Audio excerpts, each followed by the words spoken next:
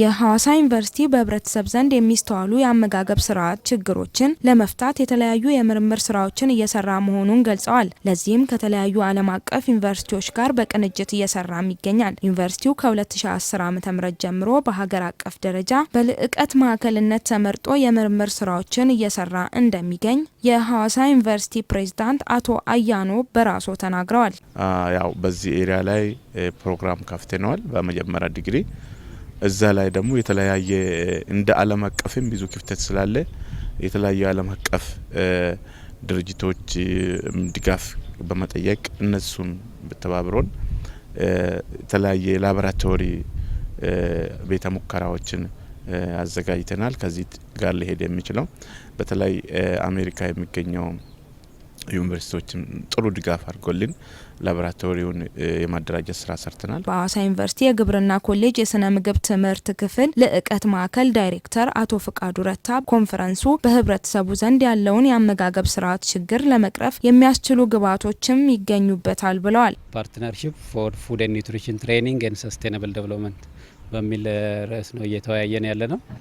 ይህ ውይይት ሲደረግ ለሶስተኛ ጊዜ ነው። በየአመቱ እናደርጋለን። ሐዋሳ ዩኒቨርሲቲ በአመጋገብ ስርዓት የልዕቀት ማዕከል ስለሆነ እንደ ልዕቀት ማዕከል ማድረግ ከሚጠበቅባቸው ስራዎች አንዱ ሀገራዊ ፎረሞችን፣ ዓለም አቀፍ ፎረሞችን ማድረግ ነው።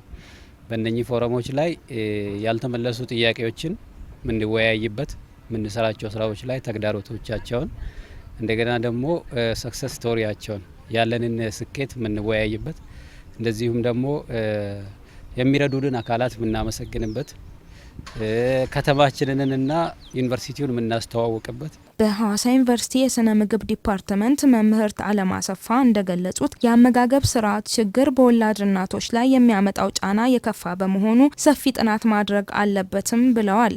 እናት ህይወት ሰጪ ናት። ትውልድ የሚቀጥለው በዛ ሂደት መሰረት ነው። ከእናት ወደ ልጅ ወደ ማህበረሰብ የሚተላለፈው ችግር የህብረተሰባችን ችግር ሆኖ ለዘመናት የሚዘልቅ ይሆናል ማለት ነው። ስለዚህ ያንን ማቆም በሚቻልበት ደረጃ ላይ ያንን ሳይክል ማፍረስ ወይም መገንባት እንችላለን ማለት ነው። ስለዚህ እናትን ትኩረት የምናደርግበት እንደተነሳው ህይወት ትሰጣለች። ያ ህይወት ነገ እንደገና ሌላ እናትን ሌላ ማህበረሰብን የሚያፈራ ነው። ኢትዮጵያ ለስርዓተ ምግብ ምቹ የሆነች ሀገር ብትሆንም ግን የአጠቃቀም ውስንነቶች እንዳሉም ፕሮፌሰር ተሰማ አስታጥቄ ይናገራሉ።